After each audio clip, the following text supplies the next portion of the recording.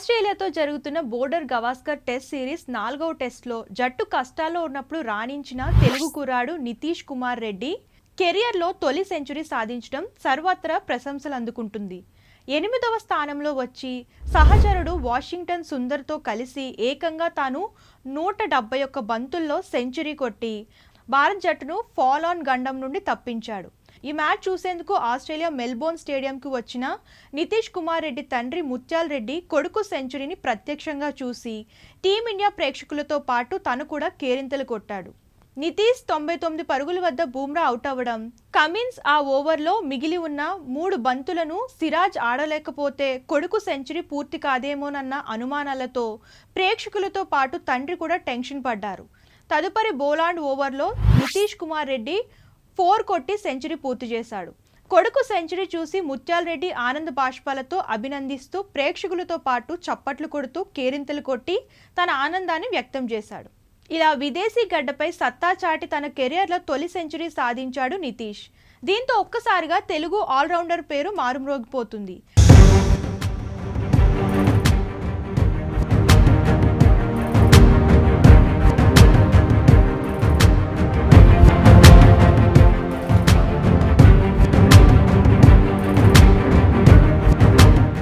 ఎవరి నితీష్ కుమార్ రెడ్డి అని అభిమానులు ఆరా తీస్తున్నారు. ఈ క్రమంలో ఆస్ట్రేలియా గడ్డపై ఉవ్వెత్తున ఎగిసిపడ్డ మన తెలుగు యువ కెరటం నితీష్ వ్యక్తిగత విషయాలు ఇప్పుడు తెలుసుకుందాం. నితీష్ కుమార్ రెడ్డి స్వస్థలం ఆంధ్రప్రదేశ్ రాష్ట్రంలోని విశాఖపట్నం. చిన్నప్పటి నుంచే క్రికెట్పై మక్కువ పెంచుకున్న అతడికి కుటుంబ ప్రోత్సాహం కూడా లభించింది.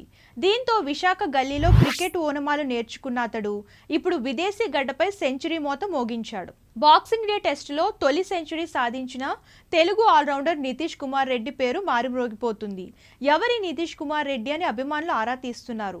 విశాఖలో నివసించే సాధారణ మధ్యతరగతి కుటుంబంలో జన్మించిన నితీష్ తండ్రి ముత్యాల్ రెడ్డి విశాఖలోని హిందుస్థాన్ జింక్లో చిన్న ఉద్యోగిగా పనిచేశారు. తల్లి గృహిణి. కొడుకు క్రికెట్ పట్ల ఇష్టం పెంచుకోవడంతో తల్లిదండ్రులు కూడా అతడిని మనకు ఆటలెందుకని నిరుత్సాహపరచకుండా ప్రోత్సహించారు. కొడుకు కెరియర్ కోసం ముత్యాల్ రెడ్డి తన ఉద్యోగాన్ని కూడా వదులుకున్నారు. ఆల్రౌండర్గా ఎదుగుతున్న నితీష్ ప్రతిభను గుర్తించిన టీమిండియా మాజీ ప్లేయర్ ఎంఎస్కే ప్రసాద్ కడపలోని ఏసీ అకాడమీలో చేర్పించి ప్రోత్సహించాడు. దేశవాళీ క్రికెట్లో ఆంధ్ర తరపున ఆడే అవకాశం నితీష్ కుమార్ రెడ్డి దక్కించుకున్నాడు. ఆల్రౌండర్గా ఇండియా అండర్-19 బి టీంకు ప్రాతినిధ్యం వహించాడు. 17 ఫస్ట్ క్లాస్ మ్యాచ్లను ఆడిన ఇతడు 566 పరుగులు చేశాడు. ఆంధ్ర తరపున రంజీ ట్రోఫీలో 7 మ్యాచ్లు ఆడి 366 పరుగులు చేశాడు. అందులో ఒక సెంచరీ కొట్టాడు. ఆల్రౌండర్ ప్రదర్శనతో సన్ రైజర్స్ టీం మేనేజ్మెంట్ దృష్టిలో పడడంతో నితీష్ను వేలంలో 20 లక్షల కనీస ధరకు దక్కించుకుంది. ఐపీఎల్ అవకాశాన్ని సద్వినియోగం చేసుకున్న నితీష్ ధనాధన్ ఇన్నింగ్స్తో స్టార్గా మారాడు. ఐపీఎల్లో అద్భుత ప్రదర్శనతో నేరుగా బోర్డర్ గవాస్కర్ సిరీస్కు ఎంపికయ్యాడు.